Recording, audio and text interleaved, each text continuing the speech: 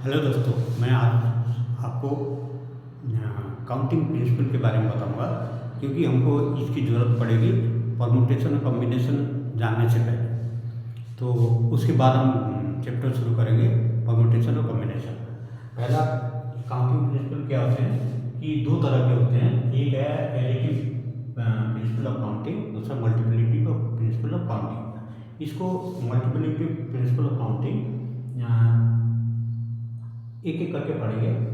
पहला basic principle of counting दो तरह के। There are two basic principle of counting. Based one एक एडिशन के ऊपर बेस्ड है, दूसरा मल्टीप्लिकेशन के ऊपर बेस्ड है। देखिए, एडिटिव प्रिंसिपल ऑफ काउंटिंग किसको कहा जाता है? If a task of work, if a task can be perform in m way and first time और and n way second time, अर्थात एक काम को हम एन तरीके से भी कर सकते हैं और उसको एन तरीके से भी कर सकते हैं। तो यदि हम कितने तरीके से, कोई मुझे पूछे कि कितने तरीके से काम कर सकते हो, कोई एक काम है इसको एम तरीके से भी कर सकते हो और एन तरीके से भी कर सकते हैं, और आपसे कोई पूछे कि ये आप कितने तरीके से इसको कर सकते हो, तो आपको क्या है, एम प्लस एन तरीके से कर सकते हैं। इस प्रिंसिपल को क्या कहते हैं? एडिटिव प्रिंसिपल ऑफ काउंटिंग कहते हैं।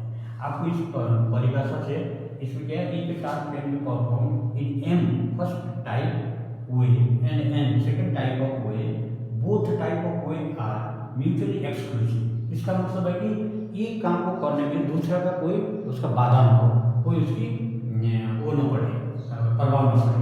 That is a mutually exclusive. इस सब का अर्थ है to complete the work by one time of way need not require any support of the other one. Then there are overall m plus n way exist to perform the task. And this is called additive principle of counting. अब मैं आपको ये आपको परिभाषा पढ़ के तो समझ नहीं आया होगा, तो आपको मैं एक एग्जाम्पल देख के बताता हूँ क्योंकि इसकी ज़रूरत हमको जब परम्यूटेशन कॉम्बिनेशन करेंगे उस समय ज़रूरत पड़ेगी। अब एग्जाम्पल देखिए, मुझे गुवाहाटी से लामडिंग जाना है। मान लीजिए गुवाहाटी एक जगह है, वहाँ से मैं लामडिंग जाना है और मेरे को जाने के लिए तलाशना है कि किस साधन से जा सकता हूँ। तो ट्रेन भी हो सकती है, बस भी हो सकता है। मान लीजिए दो साधन मेरे को मिले। यदि बस में भी ये चाहूँ तो कितने तरह रूट से जा सकता हूँ? मान लीजिए बस से मैं जा सकता हूँ 3 रूट्स, और ट्रेन के 2 रूट से जा सकता हूँ। दो रूट हैं ट्रेन को जाने।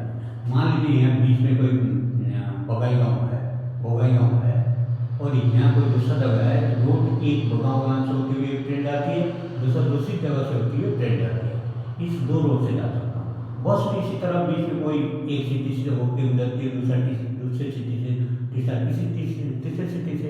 इस तरह मुझे गुवाहाटी से लामडिंग जाने के लिए कितने 3 बस के रूट और गुवाहाटी से कोलकाता जाने के लिए 2 रूट।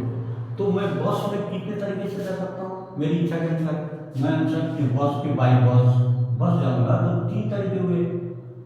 अब देखिए, उसी तरह ट्रेन से मुझे जाना है तो मैं किसी भी एक रूट को चॉइस कर सकता हूँ। ट्रेन के 2 तरीके से जा सकता हूँ। तो टोटल मिलाकर मैं कितना जा सकता हूँ?